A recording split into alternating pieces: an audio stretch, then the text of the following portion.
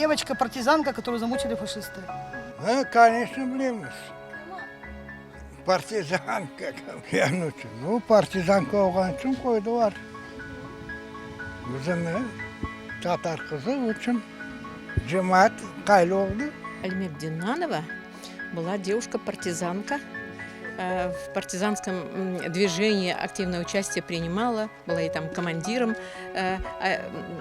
отряда. И в конце концов ее рус кызы сатты, да, и девочку расстреляли. Это была, значит, резидент 51-й армии. Она была заброшена в свою деревню, Семколодец называется, да.